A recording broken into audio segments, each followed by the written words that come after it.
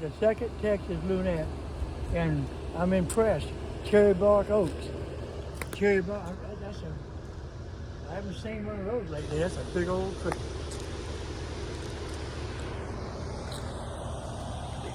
Yeah, for Civil War buffs, like I said 100 times in the last 2 days, this is an absolute necessary.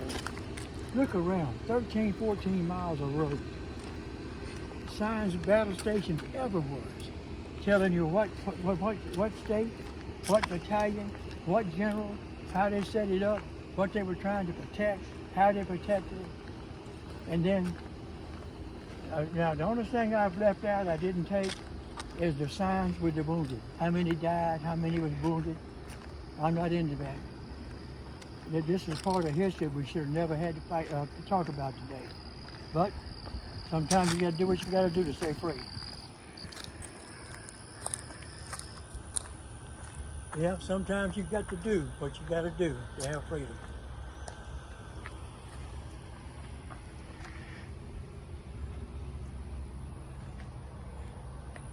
This is Jefferson Davis.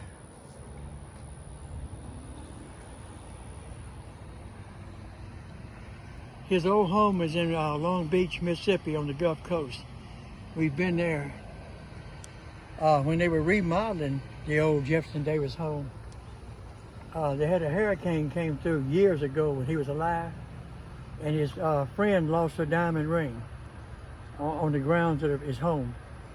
When they were remodeling, about 10 years ago, they had a guy driving a bulldozer, and he was leveling the land off and cleaning out the debris, and he saw a sparkle. So he stopped the dozer and got off, and guess what? He found that diamond ring. And the amazing thing is, he walked inside and gave it to him. It's on display. That's hard to believe. This lunette, or crescent-shaped fort, was constructed to protect the Baldwin's Ferry Road entrance to Vicksburg. It gets its name from the 2nd Texas Infantry that defended the fort through the entire siege. At 6 a.m. on May 22nd, 1863, the still morning air was shattered by a 4-hour artillery bombardment from the guns of Grant's army. At 10 a.m., the thunder of the cannon was replaced by rifle and musket fire of thousands of Union troops from Illinois, Indiana, Wisconsin, and Ohio, as they marched forward through a Confederate rain of fire. Many of the blue-clad soldiers fell dead or wounded, while others took shelter behind what little protection they could find. A handful of Federals made it through the determined rebel resistance, most notably Corporal Thomas J. Higgins, the color bearer of the 99th Illinois Volunteer Infantry. The courageous corporal sprinted across the road and scaled the wall of the lunette, only to find himself surrounded by the amazed Texans who had reached out to help the brave Federal over the wall, then shook his hand in amazement of his bravery and luck. The battle continued throughout the day, but by 5 p.m., the Texans were reinforced, and the Federals were obligated to retreat to the safety of the Union lines. The cemetery occupying the site was established after the siege by the local Jewish congregation. Sammy's doing Sammy's thing.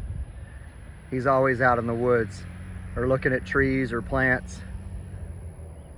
He's in his natural habitat.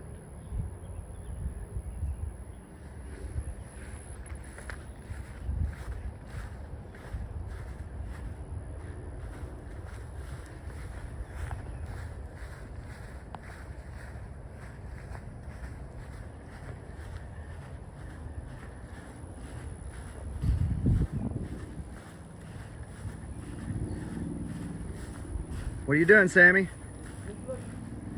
You find anything interesting? No, it's just, always when you got a thick cover on top, look how open the bottom is. People picture in their mind, when you go out in the woods, it's full of brambles, and it is. On new cut. Old stuff like this, but a thick canopy. Look how open it is down here. Yeah, you can see some big grapevines up in there. Oh Lord, yeah. They got some massive muscadine vines back there. think this thing is telling me it's dying. Do you like that fan? Oh, I do. I do, man. This thing's worth its weight in gold. I mean, it's 10 degrees cooler. But this is beautiful. I mean, this is really beautiful. Look at that old walnut tree. I'm wrong, Steve. I think it's a shag bark, yeah. Looks like walnut leaves, but it could be a hickory. Hard to tell then. Yeah. It's an old one. Yeah, let's go flag the girl. All right, let's do it.